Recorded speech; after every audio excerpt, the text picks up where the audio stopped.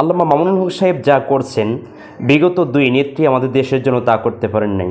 মামুনুল হক সাহেব একজন বীরত্বের ভূমিকা পালন করছেন। মামুনুল হক সাহেব এক সাহসিকতার ভূমিকা পালন করছেন, যেটা এ পর্যন্ত কোনো মানুষ বাংলার জমিনে করতে পারেন নাই।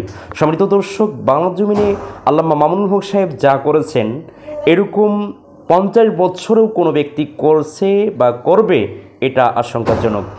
এরকম মন্তব্য জাতীয় পার্টির উপদেষ্টা সে বলেছে।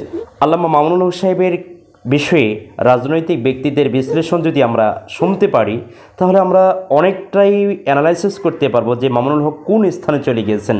আল্লামা মামুনুল হক সাহেব এখন কোনো দলীয় নেতা নয়, আল্লামা মামুনুল হক এখন জাতীয় নেতায় পরিণত হয়েছেন। বাংলাদেশে মাওলানা মামুনুল হক যেটা পারেন সেটা আমরা অনেক রাজনৈতিক দলের নেতা কর্মীরাও পারেন না।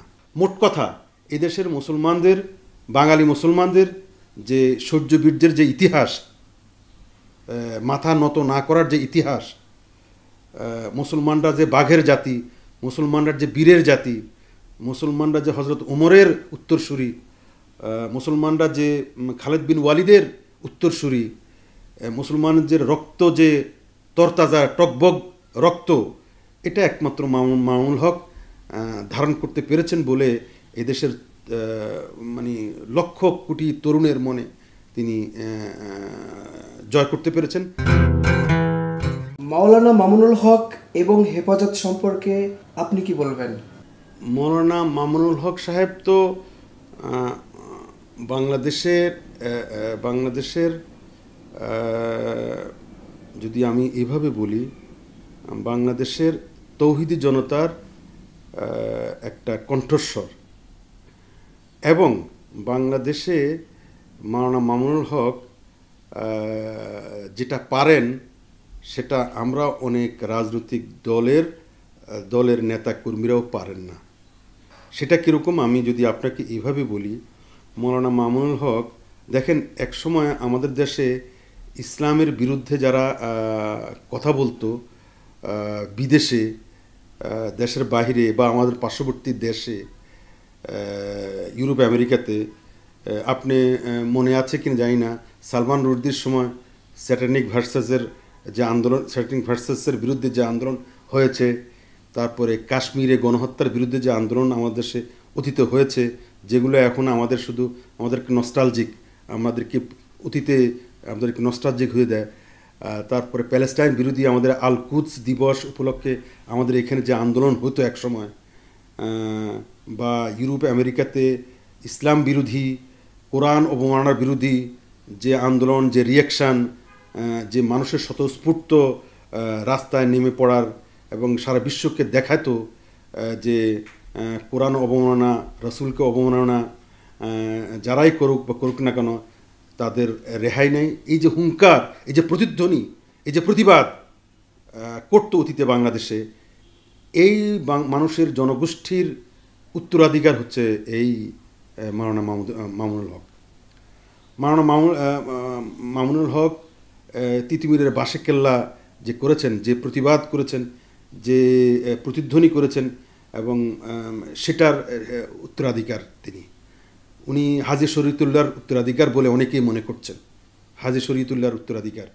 মোট কথা, এদেশের মুসলমানদের, বাঙালি মুসলমানদের যে শৌর্যবীর্যের যে ইতিহাস, মাথা নত না করার যে ইতিহাস, মুসলমানরা যে বাঘের জাতি, মুসলমানরা যে বীরের জাতি, মুসলমানরা যে হজরত ওমরের উত্তরসূরি, মুসলমানরা যে খালেদ বিন ওয়ালিদের উত্তরসূরি, মুসলমানদের রক্ত যে তরতাজা টকবগ রক্ত, এটা একমাত্র মামুনুল হক ধারণ করতে পেরেছেন বলে এদেশের লক্ষ কোটি তরুণের মনে তিনি জয় করতে পেরেছেন, জায়গা করতে পেরেছেন।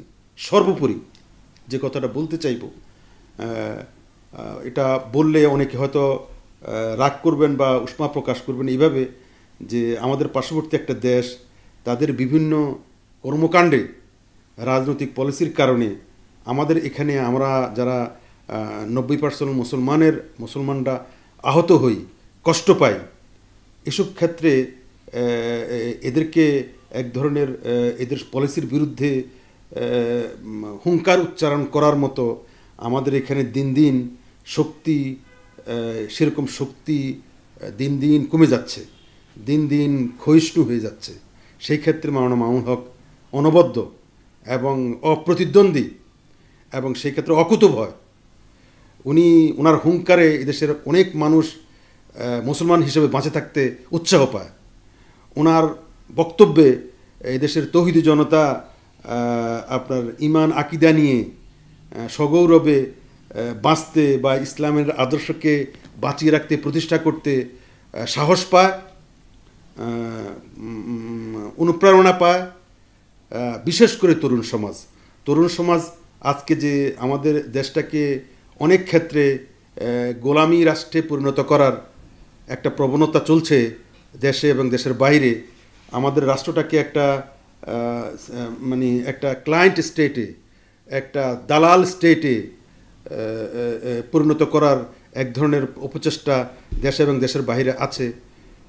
এর বিরুদ্ধে তার যে সোচ্চার কণ্ঠ, সেটা আমাদের দেশের লক্ষ কোটি জনতাকে উদ্বুদ্ধ করে এবং সাহস যোগায়, আনন্দ দেয় এবং বেঁচে থাকতে মানে বেঁচে থাকতে তাদেরকে এক ধরনের মানে অনুপ্রেরণা দেয়। এটা এই লোকগুলোর সে কণ্ঠস্বর। সুতরাং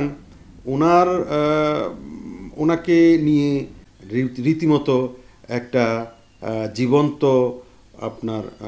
জীবন্ত কিংবদন্তি, এই অর্থে যে উনি একটা হুঙ্কার, নিঃসন্দেহে উনি একটা হুঙ্কারের নাম, নিঃসন্দেহে উনি একটা ত্রাসের নাম, কোনো সন্দেহ নেই।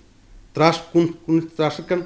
বিধর্মী, মানে যারা ধর্মকে ভালোবাসেন না, ধর্মকে আমাদের দেশ থেকে ঝেঁটিয়ে বিদায় দিতে চান, যারা বাংলাদেশকে গোলাম বানাতে চান, তাদের জন্য তো উনি ত্রাস। এই ত্রাসকে মূলোৎপাটন করার জন্য, তাকে নিঃশেষ করার জন্য হয়তো অনেক অপচেষ্টা ছিল। সেটারই অংশ হিসেবে কিনা এটা একদিন প্রমাণিত হবে। তাকে দীর্ঘদিন জেলে যেতে হয়েছে, জেলে থাকতে হয়েছে। এখন উনি মুক্তি পেয়েছেন। আমি তো মনে করি, আমি এখানে দলমত নির্বিশেষে একটা কথা বলবো, মাওলানা মামুনুল হক, ওনার বাবার নাম ছিল, ওনার নাম কি যেন ছিল, ওনার বাবা আমার এই মুহূর্তে মনে আসছে না। খুব নামকরা একজন ব্যক্তি ছিলেন, মুহাদ্দিস ছিলেন, শাইখুল হাদিস আল্লামা আজিজুল হক ওনার বাবা ছিলেন। এই শ্রেণী। তারপরে এরপরে মাওলানা মুফতি ফজলুল হক আমিনী। এরা শুধু আলেম ছিলেন না, এরা ছিলেন বিপ্লবী এবং যুগে যুগে যে কোনো দেশের জন্য এরা সম্পদ। আল্লামা মামুনুল হক সাহেব তো বলেছেন যে আমার বিরুদ্ধে যেই ষড়যন্ত্রগুলো করেছে, এই ষড়যন্ত্রগুলো করে তারা সাকসেস হতে পারেন নাই। তবে আমার বিরুদ্ধে ষড়যন্ত্র করার কারণে তারা 50 বছর যাবৎ এই ষড়যন্ত্র কোনো আলেমের বিরুদ্ধে করতে পারবে না, কারণ ইতিমধ্যে তাদের ষড়যন্ত্রের মুখোশ উন্মোচন হয়ে গিয়েছে।